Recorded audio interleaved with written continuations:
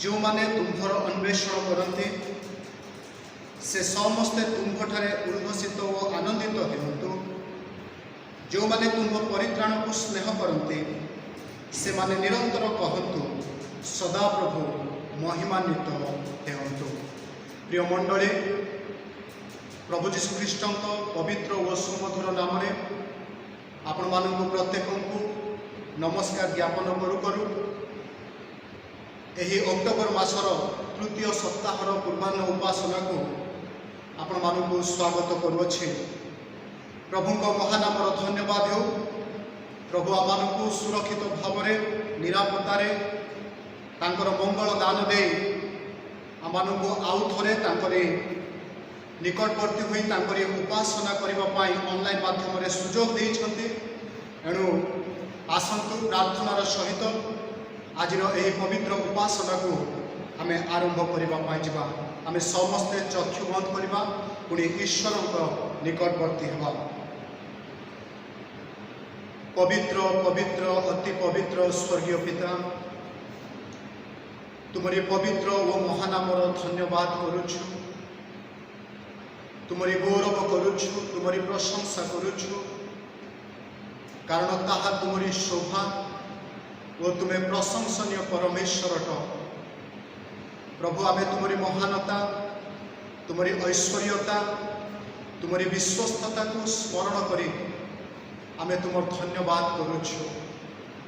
धन्यवाद दौछु प्रभु, दिन प्रतिदिन आमानकर दैनंदिन भार बहन करुछु, आमानकु सुरक्षा देइछु, आमानकर अभाव मोचन करिछु, आमानकर आवश्यकता पूरण करिछु, पुणी आमानक संगे इमानुएल परमेश्वर हुई प्रभु तुम्हें आउ थे तुम्हारी उपासना करने ये ऑनलाइन माध्यम आमको सुजोग देइछ।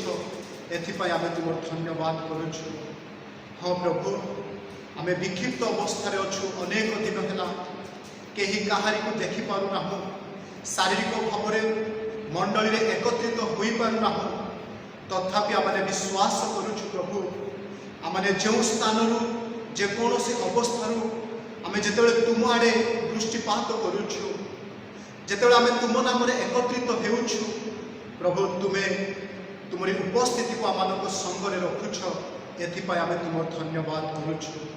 प्रिय प्रभु, ये उपासनार दिन आमे तुम धन्यवाद करुछु। आमे जेते जण प्रभु आज यही ऑनलाइन उपासना जोड़ी हुई अच्छु, आम प्रत्येक को आशीर्वाद करू करू तुम उपस्थितिर आनंद आमको उल्लसित होगापाई दियो।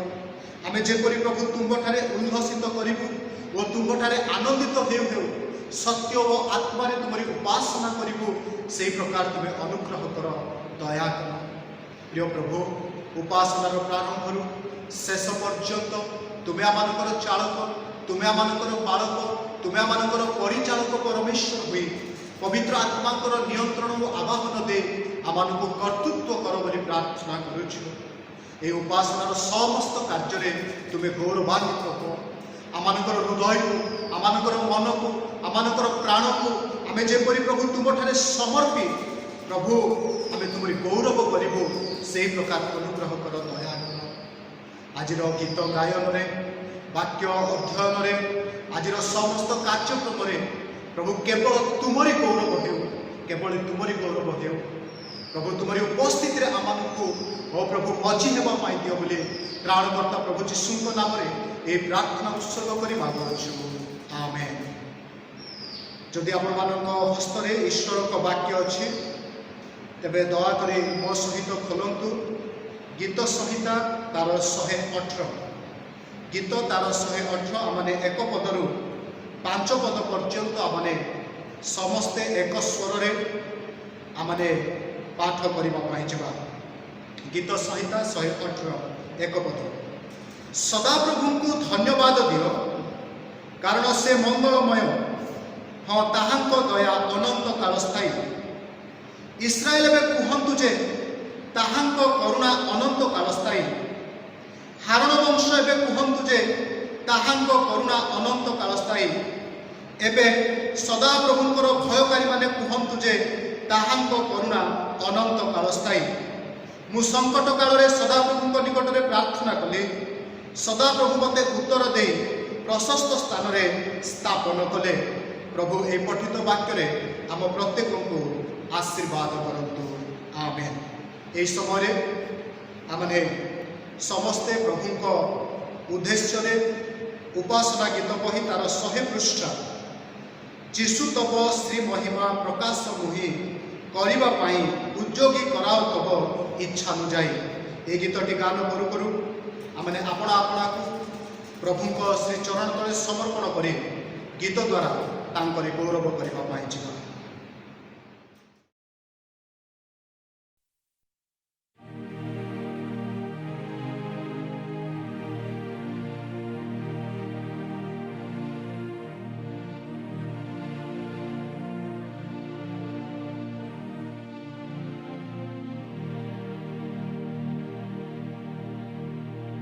जीसु तब श्री महिमा प्रकाश मुहि करिबा पाई उद्योगी कराओ तब इच्छा अनुजाई। जीसु तब श्री महिमा प्रकाश मुहि करिबा पाई तुम्भ अमूल्य रक्तरे मुहि न किणा हेबारे निज देह आत्मा आउ मोर नुहई। जीसु तब श्री महिमा प्रकाश मुहि करिबा पाई कर्मरे कि वचन रे जाहा जाहा मुहि करे करिबि जे सने तब महिमा पाई।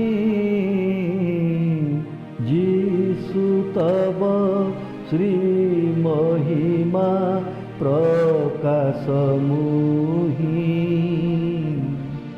करिबा पाई जेबे किछि सुविषय मनरे हुए उदय करिबि जे सने तब शास्त्र को ध्याई। जीसु तब श्री महिमा प्रकाश मुहि करिबा पाई तब श्रीछा मु मोहर अग्रे नहिले बाहर न जीवी कौनसी थाने साहसी होई। जीसु तब श्री महिमा प्रकाश मुहि करिबा पाई मोर नित्य प्रार्थना रे तुम इच्छा लोड़िबारे भूली एक क्षुद्र कर्मे न जीवी धाई। जीसु तब श्री महिमा प्रकाश मुहि करिबा पाई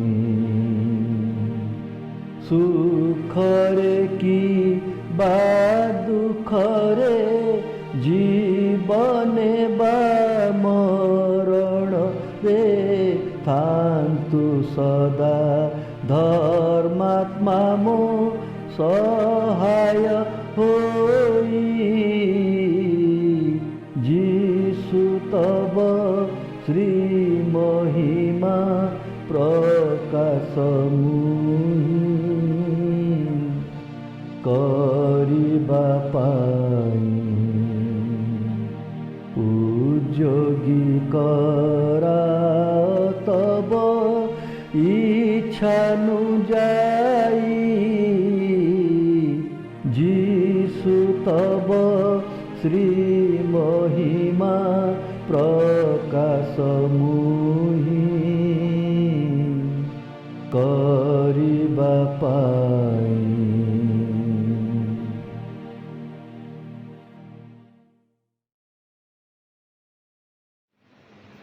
ଆଜିର ଉପାସନାରେ ଯେଉଁ ଶାସ୍ତ୍ରାଂଶଟି ମନୋନୀତ କରାଯାଇଅଛି ତାହା ଆପଣମାନେ ପାଇବେ ପ୍ରଥମ ତିମୋଥୀ ତାର 6 ଅଧ୍ୟାୟ 11 ଓ 12 ପଦ।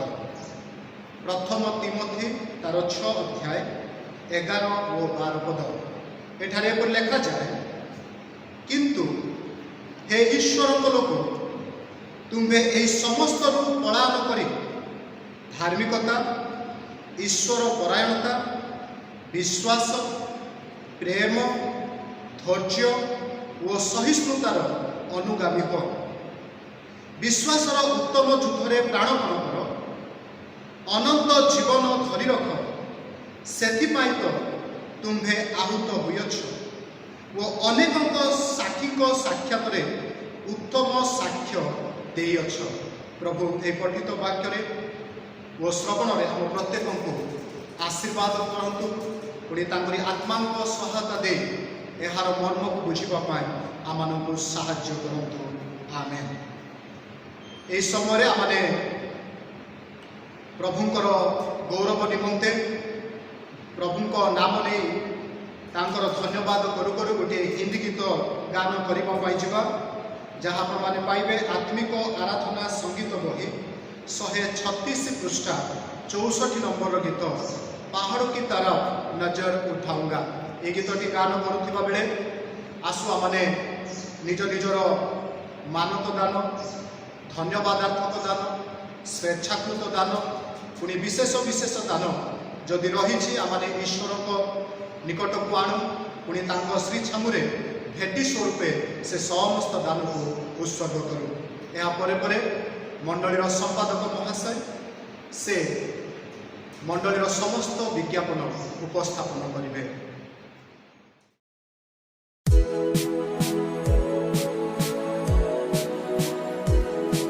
पहाड़ों की तरफ नजर उठाऊंगा, पहाड़ों की तरफ नजर उठाऊंगा, पहाड़ों की तरफ नजर उठाऊंगा, पहाड़ों की तरफ नजर उठाऊंगा। मेरी सहायता कहाँ से आएगी, मेरी सहायता कहाँ से आएगी। जिसने आसमान और ज़मीन बनाई है, उसी खुदा को मैंने मददगार पाया है। मदद वहीं से मैं तो पाऊंगा, मदद वहीं से मैं तो पाऊंगा। पहाड़ों की तरफ नजर उठाऊंगा, पहाड़ों की तरफ नजर उठाऊंगा।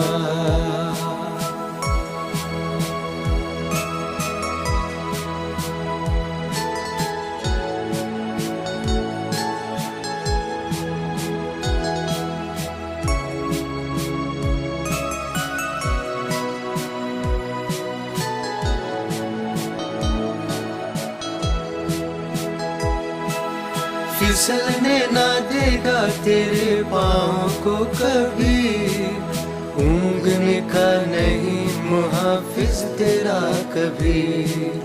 फिसलने ना देगा तेरे पाँव को कभी, ऊँघने का नहीं मुहाफिज तेरा कभी, वो कभी ना ऊँघेगा,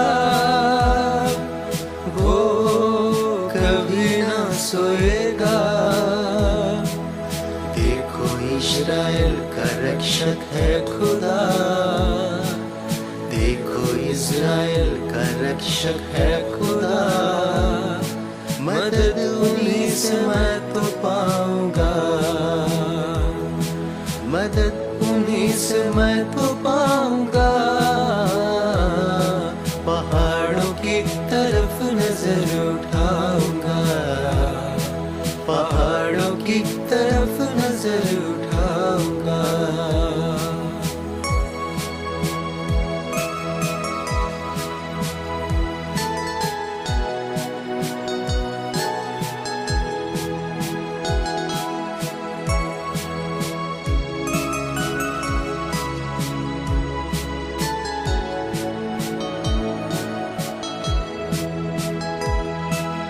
सुन ले मुहाफिज तेरा प्रभु यहोवा है, तेरे दाहिने हाथ में तेरा साहिबान है। सुन ले मुहाफिज तेरा प्रभु यहोवा है, तेरे दाहिने हाथ में तेरा साहिबान है। ना आफताब दिन को, ना महताब रात को, तुझको ना कभी गिले सताएंगे, हर बला से खुदा ही बचाएंगे, आने जाने में बचाएंगे। हमको यकीन है बचाएंगे, पहाड़ों की तरफ नजर उठाऊंगा, पहाड़ों की तरफ नजर उठाऊंगा। मेरी सहायता कहाँ से आएगी, मेरी सहायता कहाँ से आएगी। जिसने आसमान और ज़मीन बनाई है, उसी खुदा को मैंने मददगार पाया है, मदद उन्हीं से मैं तो पाऊंगा, मदद वहीं से मैं तो पाऊंगा, मदद वहीं से मैं तो पाऊंगा। पहाड़ों की तरफ नजर उठाऊंगा, पहाड़ों की तरफ नजर उठाऊंगा।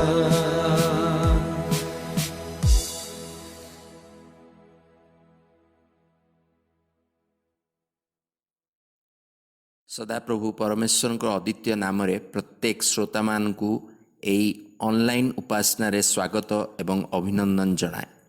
उपासना परे परे पवित्र प्रभु सहभागिता रे अंशग्रहण करने प्रत्येक डुबित तथा प्रस्तुत ख्रीष्ट विश्वासी विश्वासिनी को अनुरोध करे। जड़े भाई को पुओ को राउरकेला निजुक्ति मिलिथिबारु से ईश्वर चरण तल को 10,000 टंका धन्यवाद दान आनिछंती एवं पुओर उज्जवल भविष्यत और परिवार वर्ग पाई प्रार्थना अनुरोध करियछंती। आममानकर जानत तथा अजाणत रे पीड़ित असुस्थ चिकित्सित एवं दुख कष्ट और समस्या रे थिबा व्यक्ति मान को प्रार्थना रे तोली धरिबा। मांडलिक स्तर रे प्रसारित होउथुबा सप्ताहव्यापी समस्त कार्यक्रम निमंते प्रार्थना करिबा। आममानक अंचल देश और समग्र पृथ्वी रे शांति और स्थिरता राजत्व करे प्रार्थना करिबा। संगृहीत दान निमंते प्रार्थना करिबा। आज मंडल पालक आचार्य संतोष कुमार पस्परेडी ईश्वर को वाक्य परिवेषण करिवे, एणु तांको निमंते और वाक्य निमंते प्रार्थना करिबा। मने रखंतु जीशुंक बिना आम्भे माने किछि करि परिबा नाही और आम्मानक बिहुने से किछि करिबे नाही।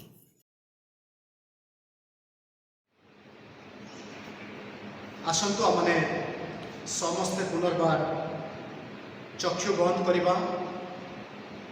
पुणी ईश्वर निकटवर्ती हेउ हेउ आमने प्रार्थना अल्प समय क्षेपण करने मांडलिक भाव में जे समस्त विषय निमंते आमने प्रार्थना करुछु आज से समस्त विषय निमंते प्रार्थना करू करू प्रभुंकर समस्त विश्वस्तता मंगलदान निमंते धन्यवाद आमने देवा पाई आसतु प्रार्थना करवा।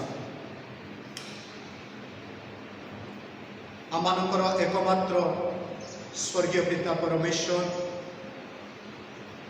तुमरी महानामर धन्यवाद करुछु स्तुति स्तोत्र करुछु पुणी तुम नामर उच्चीकृत करी तुमरी नाम को प्रतिष्ठा करुछु। हाँ प्रभु आमे तुम धन्यवाद करुछु आमानकर अतीत जीवन रे जे समस्त महत् कार्य तुम्हें साधन करिछ जे समस्त मंगल दान देइछ से सब पाई आमे तुम धन्यवाद करू करू आमानक तुम्हें व्यक्तिगत भाव में पारिवारिक भाव में मांडलिक भाव में समस्त को सुरक्षित और निरापत्ता भाव में रखिछ एथिपाई आमे तुम धन्यवाद करुछु तुमरी विश्वस्तता पाई तुम धन्यवाद करुछु तुमरी स्नेहपूर्ण करुणा पाई तुम धन्यवाद करुछु तुमरी मंगल दान पाई आमे तुम धन्यवाद करुछु धन्यवाद दउछु प्रभु ए पवित्र दिवस रे प्रभु तुमरी श्रीछाम को आसे और प्रभु तुमरी अनुग्रहर सिंहासन निकट को अग्रसर हुई प्रभु तुमको आब पित बोली संबोधन करी डाक पकाई प्रार्थना करिवार सुजोग तुम आमानकु देइछ एथिपाई तुम धन्यवाद करुछु पवित्र पिता ए समय आमने मंडलीर प्रत्येक परिवार प्रत्येक सदस्य पाई तुमको धन्यवाद दे आमने प्रार्थना करुछु प्रभु तुम्हें प्रत्येक परिवार को अनुग्रह कर दया कर तुमरी हुआर मध्य संगृहित कर रख बोली आमने प्रार्थना करुछु। हाँ प्रभु आमानकर पारिवारिक जीवन में जदिओ अनेक समस्या अनेक नैराश्यता अनेक उदासीनता रही जदिओ प्रभु अनेक परिवार आज विभिन्न समस्या दे गति करुछंती प्रभु से समस्त परिवार को तुम हस्त तले समर्पण कर प्रार्थना करुछि प्रभु तुम्हें अनुग्रह कर परिवार मध्य थिबा नैराश्यता परिवार मध्य थिबा दुख परिवार मध्य थिबा समस्या तुम्हें जीशु नाम में दूर कर उपकार कर बोली प्रार्थना करुछि प्रभु तुम निकट में निवेदन करुछि आ प्रभु आम मंडलीर परिवार मानक अनेक आज असुस्थता और प्रभु विभिन्न प्रकार रोग नहीं विभिन्न प्रकार शारीरिक व्यतिक्रम नहीं प्रभु जीवन काटुंट आम से तुम हाथ में समर्पण करुछु प्रभु जो नाम अंध देखिपारे जो नाम छोटा चली पारे जो नाम प्रभु वृद्ध जीवन फेरी पाइपे से नाम नहीं आम प्रार्थना करुछु प्रभु से तुम्हें सुस्थता दियो मानसिक भाव में शारीरिक भाव में सुस्थता देउ देउ आत्मिक भाव में तुम्हें सबल कर बोली आम प्रार्थना करुछु प्रिय प्रभु ये विशेष दिन में ओ प्रभु मंडलीर प्रत्येक ओ प्रभु वृद्ध बापा माँ मानू युवा युवती मानू संडे स्कूल पिला मानू आम तुम हाथ में समर्पण कर प्रार्थना करुछु आम प्रत्येक प्रभु तुम्हारी करुणा तुम्हें ढाली दे तुम्हें अनुग्रह कर बोली प्रार्थना करुछु प्रिय प्रभु ये समय तुम उद्देश्य गीत गान करू करू प्रशंसा करू करू प्रभु आमानकर ओ प्रभु स्वेच्छाकृत दान मानत दान पुणी प्रभु प्रतिज्ञात दान पुणी प्रभु कृतज्ञतार दान आमने भेटी स्वरूप आनी तुम निकट में उत्सर्ग करुछु प्रभु तुम्हें अनुग्रह कर दया कर दाता दात्री प्रत्येक को तुम्हें आशीर्वाद कर बोली प्रार्थना करुछु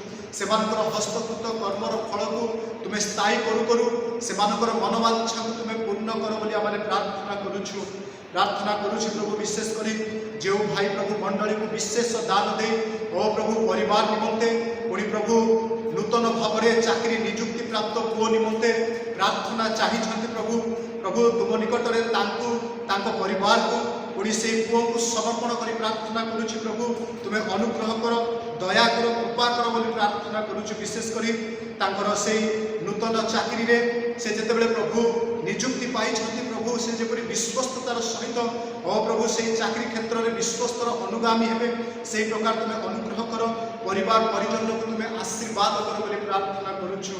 विशेष भाव में प्रभु आमर प्रभु नैवेद्य को तुम ग्रहण कर तुम आशीर्वाद कर ताहा जेपरि मांडलिक सेवा कार्यर अभिवृद्धि रे विनियोग हो पारे प्रभु एथि निमंते तुम कृपा कर बोली प्रार्थना करुछु प्रभु। विशेष करी प्रभु तुम्हें आमानकर गत दिन प्रार्थना शुणी प्रभु आमानक तुम्हें अनेक उपकार करिछ अनुग्रह करिछ आशीर्वाद करिछ से सब स्मरण कर धन्यवाद करू करू प्रभु आमानक तुम्हें जो आशीर्वाद देछ से आशीर्वाद पाई धन्यवाद दउछु।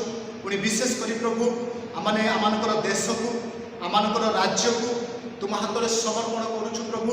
विशेष भाव में जो प्रभु कोरोनार भयावहता रही आज पर्यंत प्रभु तुम्हें अल्पेके आमानकु प्रभु से उपशम देछ से धन्यवाद करुछु प्रार्थना करुछु प्रभु ए देश में तुमरी शांति बढ़तु ए देश में राजनैतिक क्षेत्र में अर्थनैतिक क्षेत्र में शिक्षा क्षेत्र जेपरि प्रभु स्थिरता आसे स्वाभाविक परिस्थिति फेरी जेपरि प्रभु प्रभु देश सुस्थिर हेब एथि निमंते आमे तुम निकट में निवेदन करुछु तुम्हें दया कर आशीर्वाद कर बोली प्रार्थना करुछु। प्रिय प्रभु यही समय विशेष कर प्रभु ये दिन मानक ओडिशार विभिन्न अंचल देशर विभिन्न राज्य में प्रभु आज बन्या बात्यार भयावहता रही अनेक प्रभु आज विपदजनक परिस्थिति रे जीवन काटुछंती सेमानकु मध्य तुम हस्तर समर्पण कर प्रार्थना करुछु। प्रत्येक को तुम्हें कृपा कर अनुग्रह कर तुम्हें दया कर सुरक्षा दियो बोली आमे प्रार्थना करुछु। प्रिय प्रभु इस समय आमे अल्प समय तुम वाक्य श्रवण करबा पाई छु हे वाक्य रूपी परमेश्वर आमे तुम निकट में प्रार्थना करुछु तुम्हें आमानकु कथा कुह आमाने शुणी प्रभु मो मुखपात्र दे तुम्हें कथा कुह तुमरी कृष्ण छाया तले मते लुचाओ हजाओ पुणी प्रभु तुम्हें मो मुखपात्र दे तुम लोक मानक तुम्हें कथा कही तुम वाक्य रूपक आहार तुम्हें समस्त को परितृप्त कर बोली प्रार्थना करुछि प्रभु मोर उदर चिंता मनर भावना पुणी ओष्ठाधर समस्त वाक्य तुम दृष्टि में सुविष्ट हो बोली प्रार्थना करुछि। उपासना पर प्रभु आमानकर जो मेजर प्रभु उपासना रही प्रभु भजर उपासना रही से निमंते जेपरि आमाने प्रत्येक जो माने डुबित तथा प्रस्तुत जेपरि आमाने निज निजको तुमठारे समर्पण करूँ पुणी आहरी प्रभु श्रृंखलित हेबू पुणी प्रभु आपणा आपणा को तुम श्री छामुरे समर्पण कर प्रभु समीक्षार हृदय नहीं प्रभु जेपरि आमे तुम उपस्थिति रे बसिबू उपस्थिति रे बसु बसु तुम वाक्य शुणु शुणु मेजर उपासना निमंते आम प्रत्येक को प्रस्तुति हेबा पाई तुम साहाय्य कर दया कर प्रभु उपासनार अवशिष्ट समय को तुम्हें नियंत्रण कर समस्त गौरव संभ्रम कर्तापण केवल तुमको दे नाजरित जीशु नाम प्रार्थना उत्सर्ग कर मागुछे आमेन। प्रभु महानाम धन्यवाद हो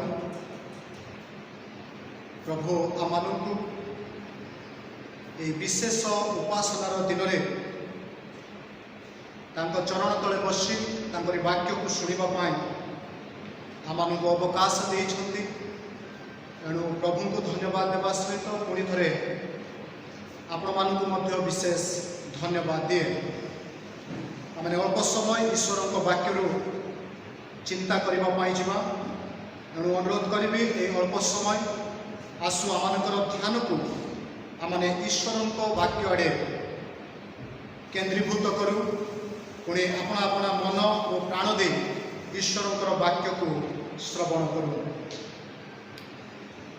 आमने यही मासर प्रथम सप्ताह गोटे विशेष प्रसंग नहीं आलोचना करुले जो प्रसंग नहीं प्रेरित पाओ तांकर प्रिय पुत्र तिमोथी निकट को लेखुछंती आउजेतबेले प्रेरित पाओ तिमोथी को लेखुछंती तांको लेखनीर भावरु जना पड़ुछे जे प्रेरित पाओ तिमोथी को निमंते चिंतित केवल जड़े पिता भाव से चिंतित तिमोथी को निमंते ताहा नुह जड़े परिपक्व अनुभवी संपन्न ईश्वर दास भाव तांको सहकर्मी निमंते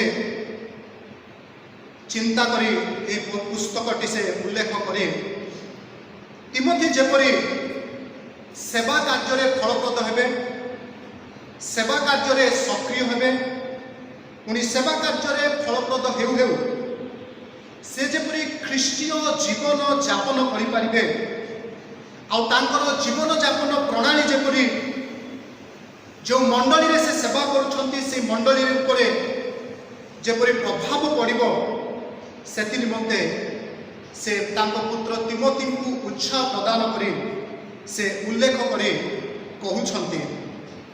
आ जेतला माने तिमोथी पुस्तक आलोचना करूछु, तिमोथी पुस्तक रे बा तिमोथी को जेतले लेखुछंती गोटे विशेष उद्देश्य नै लेखुछंती ना से उद्देश्यटी कोन कि किपरि जड़े धार्मिक व्यक्ति ए अधार्मिक जगत रे जीवन यापन करि परिबो, जड़े साधु व्यक्ति किपरि ए असदाचरण जगत रे जीवन काटि परिबो ताहा ही एही पुस्तकर उद्देश्य अटे। आ जेतला माने 6 अध्याय को आसुछु प्रेरित पौल तिमोथी को एक कथा कहउछंती अनंत जीवन धरी रख सेथिपाई तो तुम्भे आहूत होइछ। ख्रिस्टियान रो गोटे उद्देश्य बा ख्रिस्टियान आह्वान रो गोटे उद्देश्य जे आमे आमानकु प्रदान करा जाइथिबा आमानकु दान स्वरूप दिया जाइथिबा अनंत जीवन को धरी रखिबा हबो। कारण प्रेरित पौलंकर समय रे से अनेकों को देखिछंती जो माने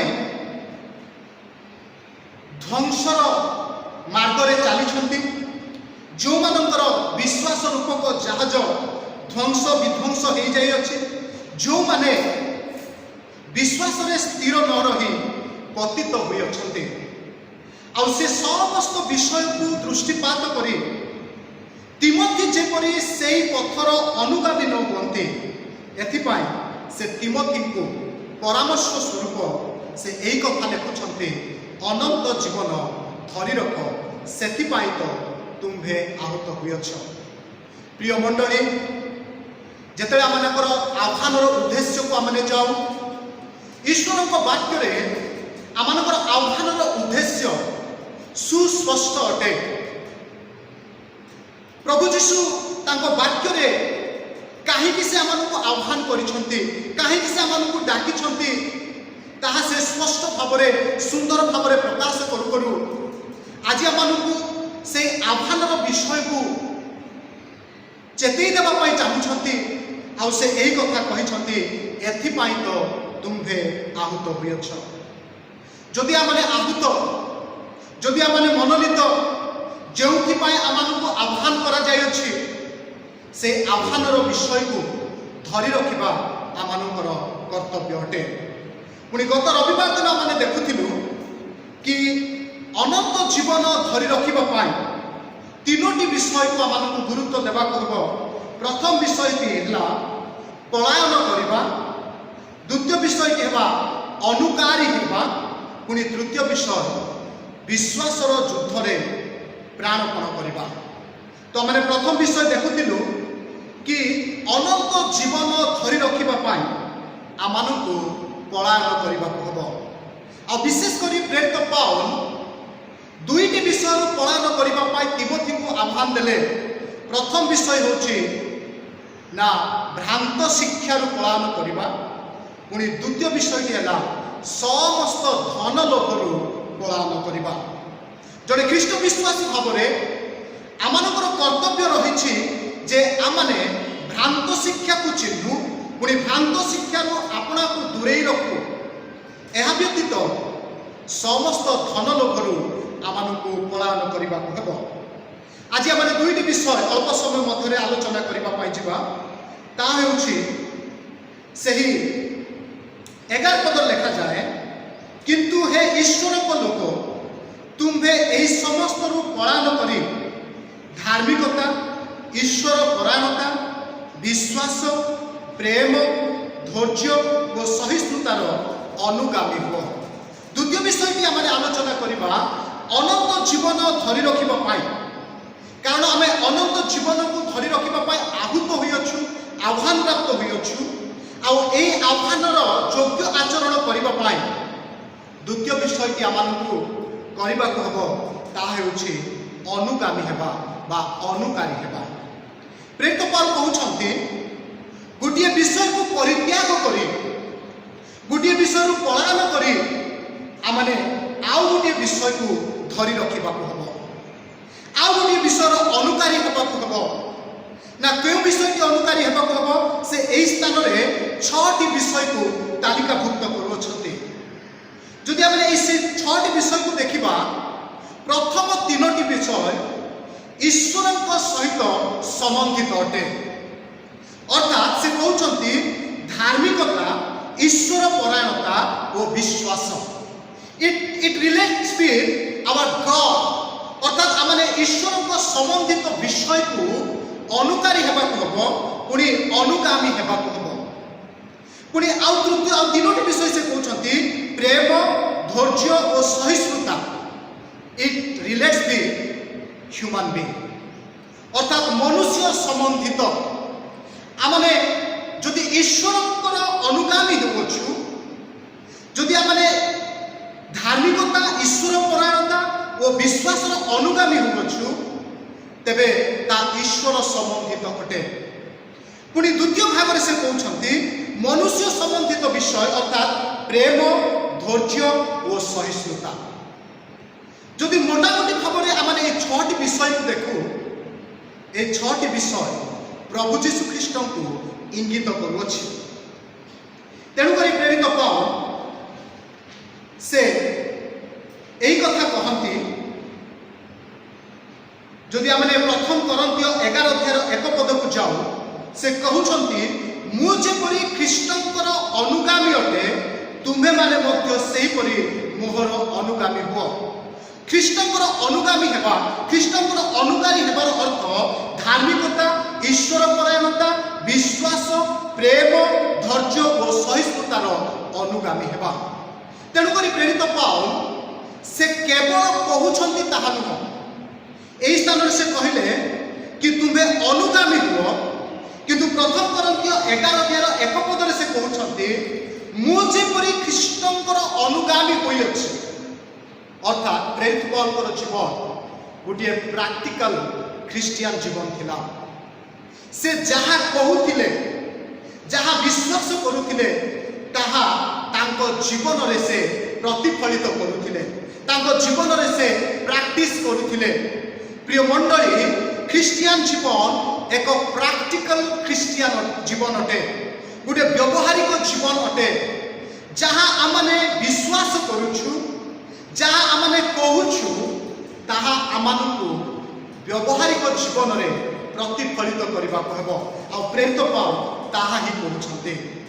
ସେ ତିମୋଥେକୁ କହିଲେ ତୁମେ ଅନୁଗାମୀ ହୁଅ, କିନ୍ତୁ ନିଜ ବିଷୟରେ ସେ ଯେତେବେଳେ କହୁଛନ୍ତି, ସେ କହୁଛନ୍ତି ମୁଁ ଯେପରି ଅନୁଗାମୀ ହୋଇଅଛି। ଖ୍ରୀଷ୍ଟିଆନ ଜୀବନ କହିବାର ଜୀବନ ନୁହେଁ, ଖ୍ରୀଷ୍ଟିଆନ ଜୀବନ ଶିକ୍ଷା ଦେବାର ଜୀବନ ନୁହେଁ, ଖ୍ରୀଷ୍ଟିଆନ ଜୀବନ ଏକ ବ୍ୟବହାରିକ ଜୀବନ ଅଟେ, ଯାହା ପ୍ରଭୁ ଆପଣମାନଙ୍କ ଠାରୁ, ମୋ ଠାରୁ ସେ ଅପେକ୍ଷା କରନ୍ତି। ଯଦି ଆମେ ଈଶ୍ୱରଙ୍କ ବାକ୍ୟକୁ ଯାଉ, ଈଶ୍ୱରଙ୍କ ବାକ୍ୟରେ ଆମମାନଙ୍କୁ ଅନେକ ଆହ୍ୱାନ ରହିଛି। କେଉଁ କେଉଁ ବିଷୟକୁ ଆମେ ଅନୁକରଣ କରିବା, କେଉଁ କେଉଁ ବିଷୟର ଅନୁଗାମୀ ହେବାକୁ ହେବ। ଯଦି ଆମେ ରୋମିଓ ପୁସ୍ତକ ତାର 14 ଅଧ୍ୟାୟର 19 ପଦକୁ ଦେଖୁ, ସେଠାରେ ପ୍ରେରିତ ପୌଲ କହୁଛନ୍ତି ଶାନ୍ତିଜନକ ବିଷୟ ଯାହାଦ୍ୱାରା ପରସ୍ପରର ନିଷ୍ଠା ହୁଏ, ତାହା ଅନୁକାରୀ ହୁଅ। ସେ କହୁଛନ୍ତି ଶାନ୍ତିଜନକ ବିଷୟ ଯାହାଦ୍ୱାରା ପରସ୍ପରର ନିଷ୍ଠା ହୁଏ। ପ୍ରିୟ ମଣ୍ଡଳୀ, ଯଦି ଆମେ ପରସ୍ପରର ନିଷ୍ଠା ଚାହୁଁଛୁ, ଯଦି ପରସ୍ପରର ଶାନ୍ତିର ବିଷୟ ଚାହୁଁଛୁ, ତେବେ ଆମମାନଙ୍କୁ ପ୍ରେମ, ଧୈର୍ଯ୍ୟ ଓ ସହିଷ୍ଣୁତାର ଅନୁଗାମୀ ହେବାକୁ ହେବ। ପୁଣି ଯେତେବେଳେ ଆମେ ପ୍ରଥମ କରନ୍ଥୀୟ ତାର 14 ଅଧ୍ୟାୟର 1 ପଦକୁ ଦେଖୁଛୁ, ସେଠାରେ ପ୍ରେରିତ ପୌଲ ଏହି ଆହ୍ୱାନ ଦିଅନ୍ତି ଯେ ପ୍ରେମର ଅନୁକରଣ କର। प्रेम को अनुकरण करने को जदि आम एवरी पुस्तक तार 12 अध्याय 14 पद को देखू प्रेरित पौल सेठारे कहते पवित्रतार अनुसरण कर। अनेक विषय आह्वान ईश्वर को वाक्य आज आपण मानू मते प्रदान करुछि केउ विषय आमने अनुगामी हेबा को हबो। आ प्रेरित पौल एई स्थान रे तिमोथी को से आह्वान दउछंती, तिमोथी को से उत्साह प्रदान करी से एई कथा कहउछंती ना धार्मिकता, ईश्वर परायणता, विश्वास, प्रेम, धैर्य और सहिष्णुतार अनुगामी हो अर्थात ख्रीष्टर अनुगामी हेबा हब। तेणुक एफिसीय पुस्तक तार 5 अध्याय 1 पदरे प्रेरित पौल कहले ईश्वरंकर प्रिय संतान भली प्रभुंकर अनुकारी हुआ।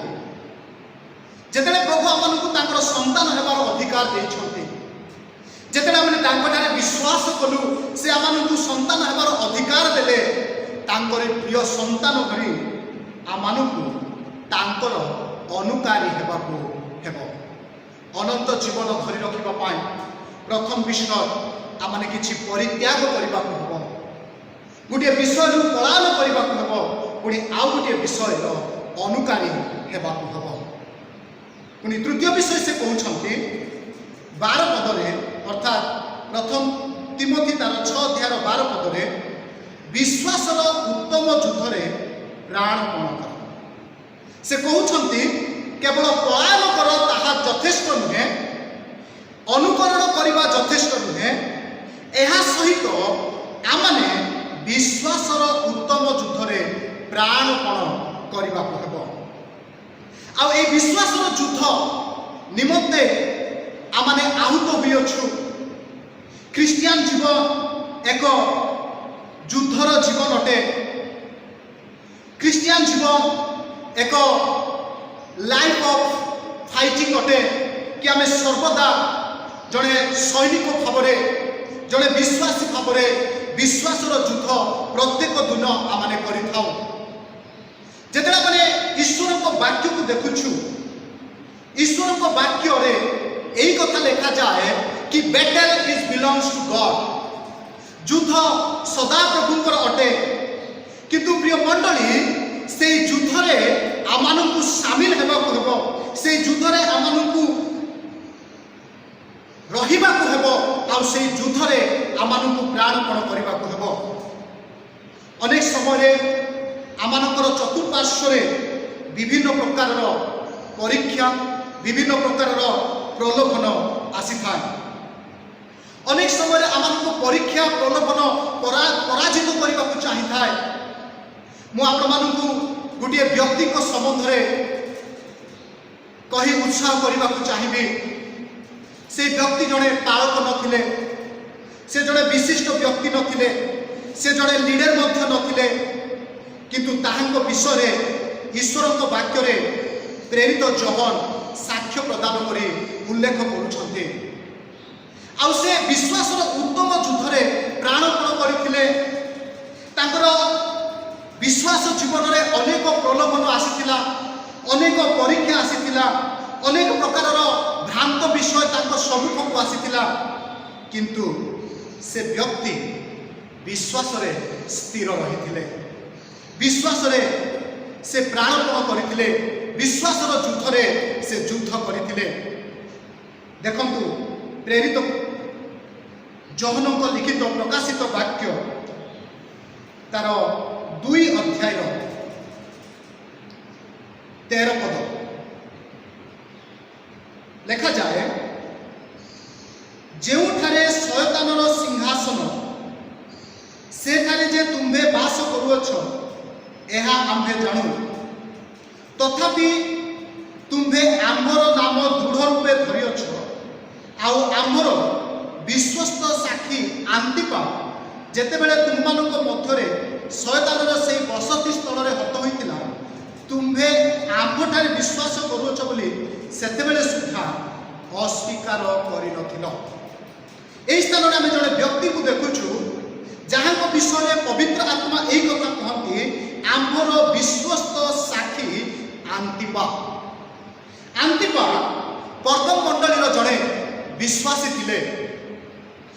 विश्वासी भावरे से विश्वास रे स्थिर थिले और विश्वासर उत्तम युद्ध रे प्राणपण करथिले।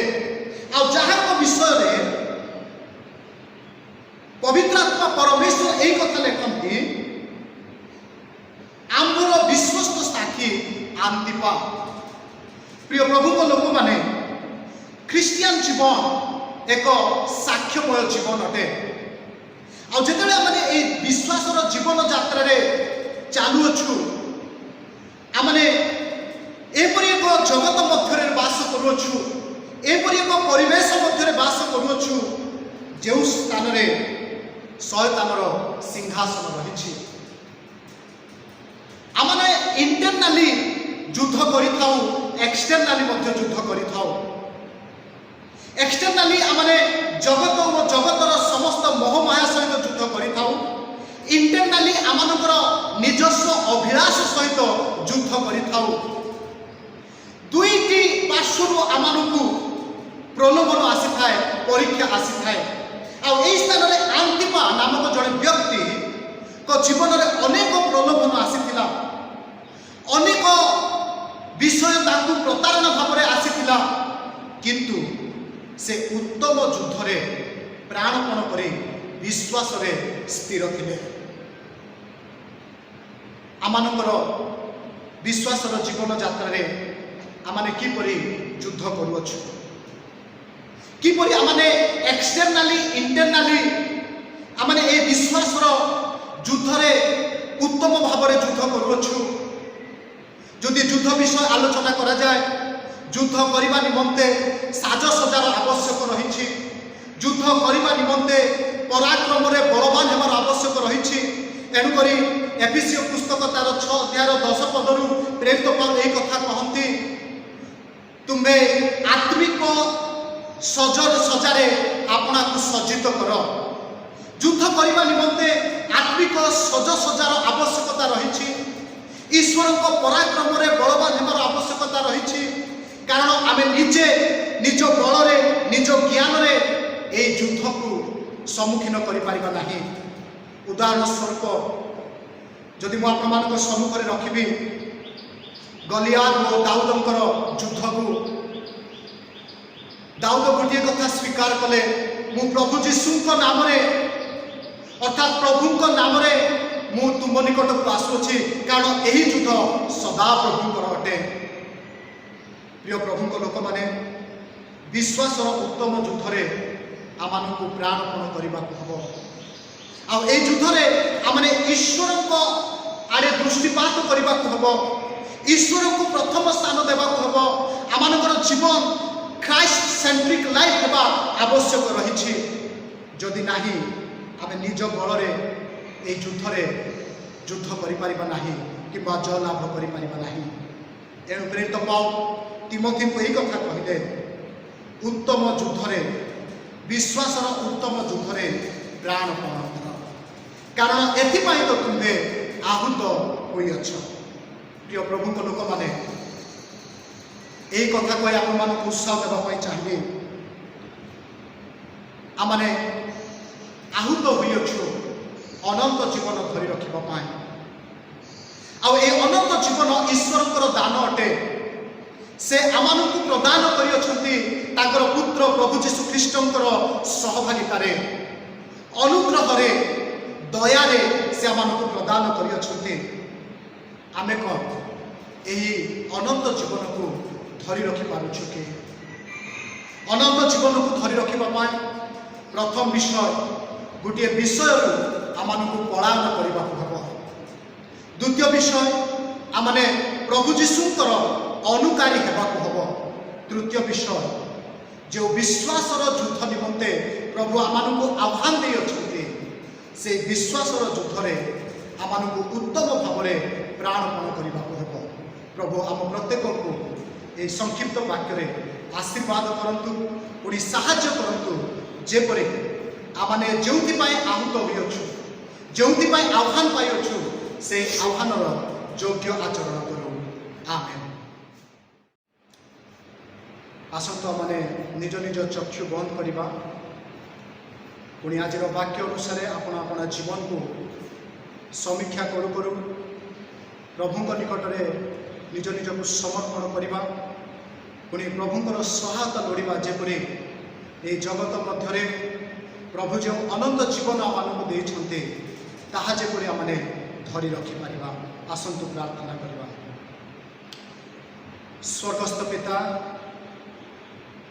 तुमरी वाक्य पाई आमे तुमर धन्यवाद करूछु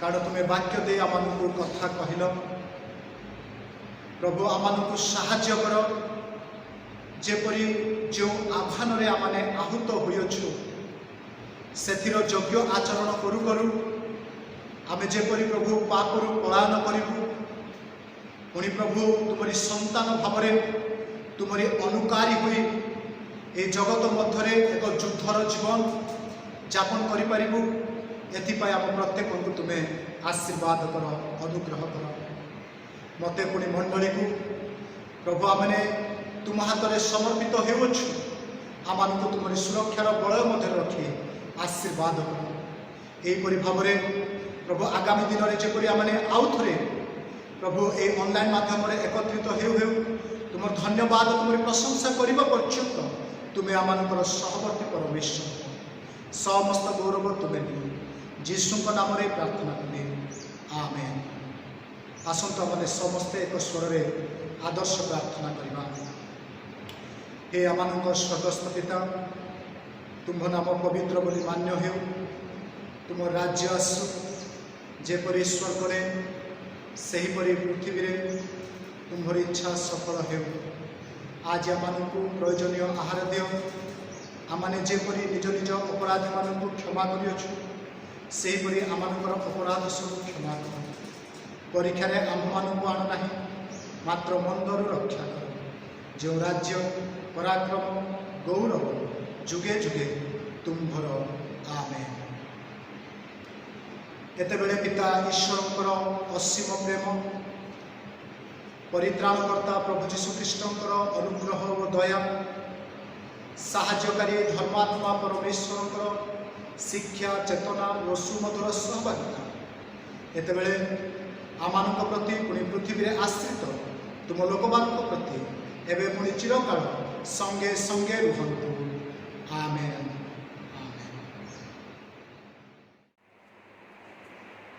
प्रभु का महानाम धन्यवाद हो प्रभु आमको ये पवित्र उपासना मेजर उपासना अंशी हाँ सुजोग देले एणु प्रभुंकर धन्यवाद हो आमने जेतेक दुर्बित प्रस्तुत आह्वान दिए आसतु आमने मेजर उपासना को अग्रसर हो आपण आपना को नम्र कर एक भग्नांतकरण ने आमने प्रभु को निकटवर्ती हो पुणी मेजर उपासना ने प्रभु को निकट में निजक समर्पण कर आमने प्रार्थना करूँ। आसतु उपासना निमंते आमने प्रार्थना करने पवित्रमय स्वर्गस्थ पिता तुम्हारी पवित्र नाम धन्यवाद करुछु कारण तुम्हें अनुग्रह कर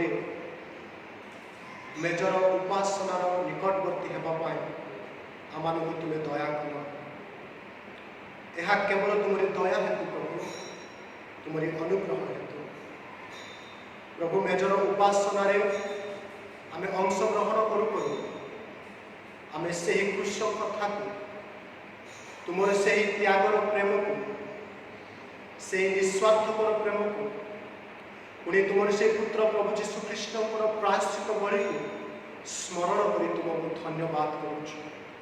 हाँ प्रभु से प्रायश्चित कार्य सतासु आज आमने अनुग्रह पाइछु ताहंकर सहभागिता द्वारा प्रभु आम तुम निकट को साहसर सहित आसी पार्छु आमको यह सुजोग तुम्हें देछ तुम रक्तर मांसर अंशी हाँपाई तुम धन्यवाद करुछु प्रभु मेजर अंशी हो आम आपण आपण को शून्य करुछु आपण आपण को नम्र करुछु पुणी तुम निकट में समर्पित होउछु आमनकर दोष दुर्बलता पाप अधर्मता तुम्हें क्षमा कर। पुणी प्रभु आम प्रति तुम चक्षु प्रसन्न कर जेपरी पवित्रता प्रभु सरलांतकरण नहीं सूची विवेक नहीं आमने प्रभु निजर अंशी जेतेक आज ये ऑनलाइन जरिया प्रभु ये प्रभु भोज अंशी होगा जाऊँच प्रत्येक को तुम्हें आशीर्वाद अनुग्रह जीशु नाम ये प्रार्थना उत्सर्ग कर मांगुछु आमेन। ये समय आम समस्ते मिलित भाव उपासना संबंधित उपासना गीत बही तार 205 पृष्ठार गीत पाड़ी भी मु ए नियम ये गीतटी आमने गान करने इच्छा।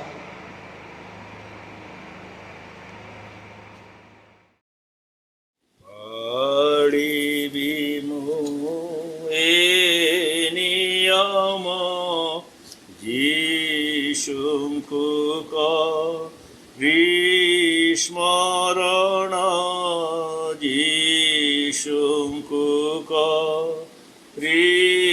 स्मरण परहस्त गतरात्रे जीशु शिष्य संगते जीशु शिष्य संगते पाड़ी थिले ए नियम प्रेमे होई परिपूर्ण प्रेमे होई परिपूर्ण एरोटी करे प्रकाश तांकर विख्यात मांस तांकर विख्यात मांस होइथिला खंड खंड तांक देह मो कारण तांक देह मो कारण पाळिबि मु ए नियम जीशुंकु स्मरण जीशुंकु स्मरण ए द्राक्षार से दर्शन तांकरुधि रपतन तांकरुधि रपतन सर्वांगरु धार धार बहिथिला मो कारण बहिथिला मो कारण पाळिबि मु ए नियम जीशुंकु स्मरण जीशुंकु स्मरण।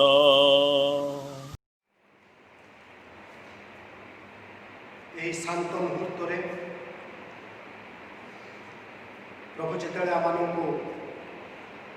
आमको सानिध्य समय को बितेबार सुजोग देते समय मु धर्मशास्त्र पवित्र बाइबल मेजर संबंधित से वाक्य को पढ़ाई जी और जिते मुझे वाक्यटी पढ़े आपण निमंते दयाक पठित शास्त्रांश प्रति मनोयोगी सहित शुणु पुणी आपण आपण प्रभु समर्पण करते कारण ମୁଁ ପ୍ରଭୁଙ୍କ ଠାରୁ ପ୍ରାପ୍ତ ଯେଉଁ ଶିକ୍ଷା ତୁମମାନଙ୍କୁ ପ୍ରଦାନ କରିଅଛି ତାହା ଏହି ଶତ୍ରୁ ହସ୍ତରେ ସମର୍ପିତ ହେବା ରାତ୍ରିରେ ପ୍ରଭୁ ଯୀଶୁ ରୋଟି ଘେନି ଧନ୍ୟବାଦ ଦେଇ ତାହା ଭାଙ୍ଗି କହିଲେ, ଏହା ତୁମ୍ଭମାନଙ୍କ ନିମନ୍ତେ ମୋହର ଶରୀର, ମୋତେ ସ୍ମରଣ କରିବା ନିମନ୍ତେ ଏହା କର। ସେହିପରି ଭୋଜନ ଉତ୍ତାରେ ସେ ପାନପାତ୍ର ମଧ୍ୟ ଘେନି କହିଲେ, ଏହି ପାନପାତ୍ର ମୋହର ରକ୍ତରେ ସ୍ଥାପିତ ନୂତନ ନିୟମ। ତୁମାନେ ଯେତେ ଥର ଏଥିରୁ ପାନ କର ସେତେ ଥର ମୋତେ ସ୍ମରଣ କରିବା ନିମନ୍ତେ ଏହା କର। କାରଣ ଯେତେ ଥର ତୁମ୍ଭେମାନେ ଏହି ରୁଟି ଭୋଜନ କର ଓ ଏହି ପାନପାତ୍ରରୁ ପାନ କର ସେତେ ଥର ତୁମ୍ଭେମାନେ ପ୍ରଭୁଙ୍କ ଆଗମନ ପର୍ଯ୍ୟନ୍ତ ତାହାଙ୍କର ମୃତ୍ୟୁ ପ୍ରଚାର କରୁଅଛ। ଅତଏବ ଯେ କେହି ଅଯୋଗ୍ୟ ଭାବରେ ପ୍ରଭୁଙ୍କର ଏହି ରୁଟି ଭୋଜନ କରେ କିମ୍ବା ପାତ୍ରରୁ ପାନ କରେ ସେ ପ୍ରଭୁଙ୍କ ଶରୀର ଓ ରକ୍ତର ଦାୟୀ ହେବ। କିନ୍ତୁ ମନୁଷ୍ୟ ଆପଣାକୁ ପରୀକ୍ଷା କରୁ ଆଉ ସେହିପରି ଭାବେ ଏହି ରୁଟି ଭୋଜନ କରୁ ଓ ଏହି ପାତ୍ରରୁ ପାନ କରୁ। କାରଣ ଯେ ପ୍ରଭୁଙ୍କ ଶରୀରକୁ ବିଶେଷ ନ ମଣି ଭୋଜନ କରେ ଓ ପାନ କରେ ସେ ଆପଣା ଦଣ୍ଡ ନିମନ୍ତେ ଭୋଜନ କରେ ଓ ପାନ କରେ। ପ୍ରଭୁ ଆମ ପ୍ରତ୍ୟେକଙ୍କୁ ଆଶୀର୍ବାଦ କରନ୍ତୁ। ପ୍ରିୟମାନେ, ମେଜର ନିକଟବର୍ତ୍ତୀ ହେବା ପୁଣି ମେଜର ଅଂଶୀ ହେବା ଖ୍ରୀଷ୍ଟୀୟ ଜୀବନର ଏକ ଗୁରୁତ୍ୱପୂର୍ଣ୍ଣ ଅଂଶ ଅଟେ। ଆଉ ଈଶ୍ୱରଙ୍କ ବାକ୍ୟ ଆମକୁ ଆହ୍ୱାନ ଦିଏ ଯେ ମନୁଷ୍ୟ ଆପଣାକୁ ପରୀକ୍ଷା କରୁ। ତେଣୁ ଆସୁ ଅଳ୍ପ ସମୟ ଆମେ ନିରବତାରେ ଆପଣା ଜୀବନକୁ ସମୀକ୍ଷା କରିବା, ପରୀକ୍ଷା କରିବା, ପୁଣି ପ୍ରଭୁଙ୍କ ହାତରେ ସମର୍ପଣ କରିବା।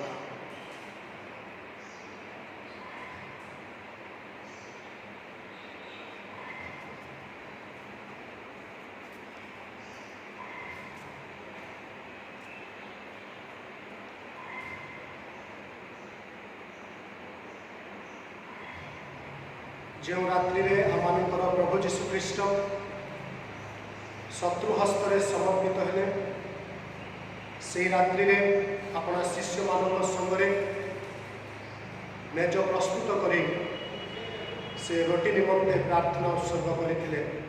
ତେଣୁ ଆସୁ ଆମେ ରୁଟି ନିମନ୍ତେ ପ୍ରାର୍ଥନା କରିବା ପାଇଁ ଯିବା। ସ୍ୱର୍ଗୀୟ ପିତା, ତୁମରି ପୁତ୍ର ପ୍ରଭୁ ଯୀଶୁ ଖ୍ରୀଷ୍ଟଙ୍କ ପାଇଁ ଆମେ ତୁମ ଧନ୍ୟବାଦ କରୁଛୁ, ଯାହାଙ୍କୁ ତୁମେ ଆମମାନଙ୍କର ପାପର ପ୍ରାୟଶ୍ଚିତ ନିମନ୍ତେ ପ୍ରଭୁ କୃଷ ଉପରେ ଉତ୍ସର୍ଗ କଲ। ପୁଣି ପ୍ରାୟଶ୍ଚିତର କାର୍ଯ୍ୟକୁ ସାଧନ କରି ଆମମାନଙ୍କୁ ମୁକ୍ତି ଦେଲ, ସେଥିପାଇଁ ଧନ୍ୟବାଦ କରୁଛୁ।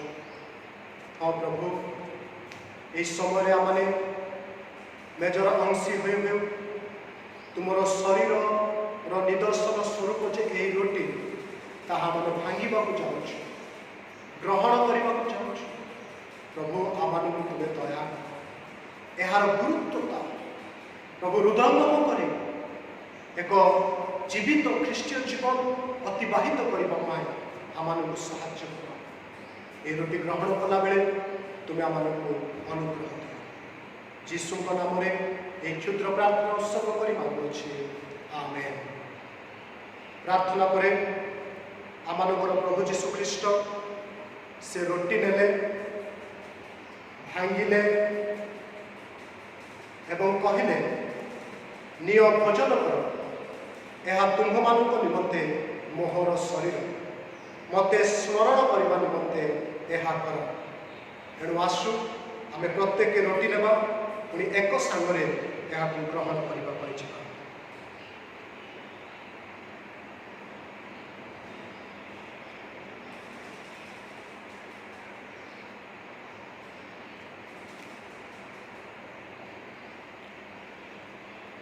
প্রিয় বন্ধুগণ,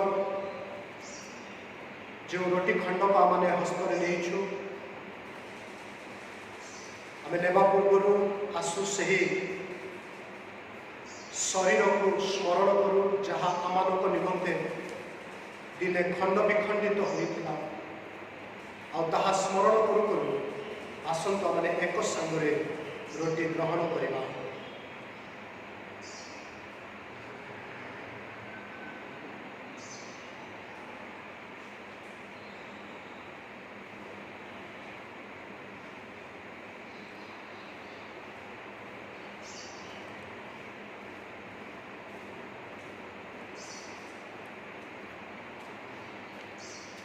सेहीपरि भोजन उतारे आमानकर प्रभु जीशु ख्रीष्ट पानपात्र निमंते प्रार्थना उत्सर्ग करते। आसतु आम पानपात्र निमंते प्रार्थना करवा। मंगलमय आमानकर एकमात्र स्वर्गीय पिता आउ थे ये पानपात्र तुम धन्यवाद करुच।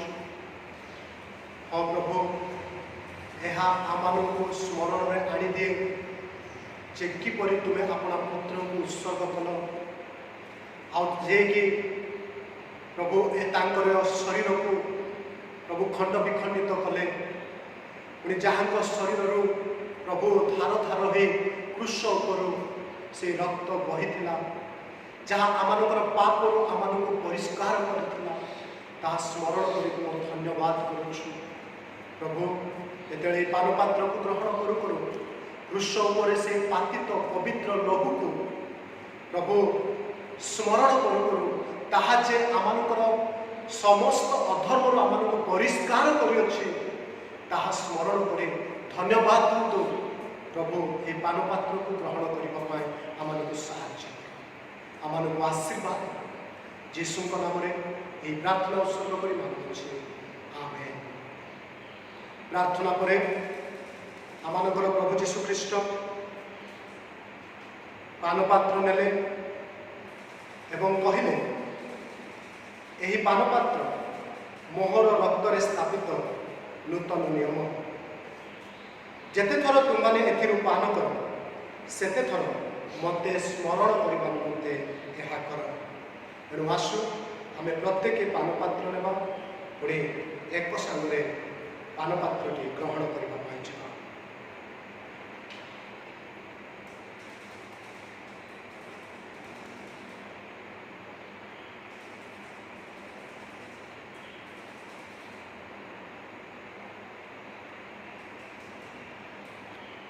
मोर प्रिय माने आसतु ये पानपात्र को जिते आम हस्तर नहीं से क्रूश उपर पातित से पवित्र लहू को आम स्मरण करू करू ये पानपात्रटी ग्रहण करने जा।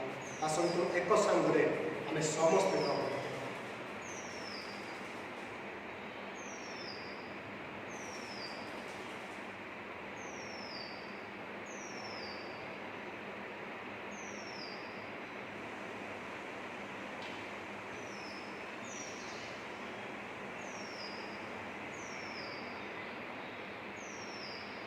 ये समय में मो अनुरोध करी आम समस्ते जे जो स्थान में अच्छु निज निज स्थान में ठिया हवा। पुणी शेष गीत पृथ्वी रे जेते प्राणी ये गीतटी गान कलापर शेष आशीर्वाद पर आम उपासना शेष करवा। पृथ्वी रे जेते प्राणी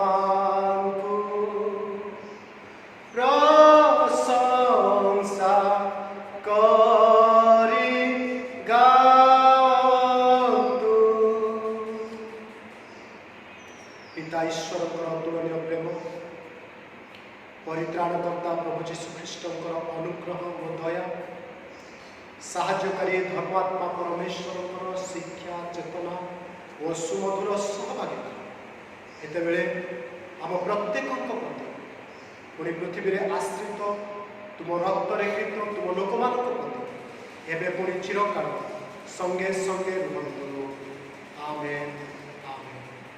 समस्त को नमस्कार। प्रभु आपण बाहुल्य भाव में आशीर्वाद करूँ।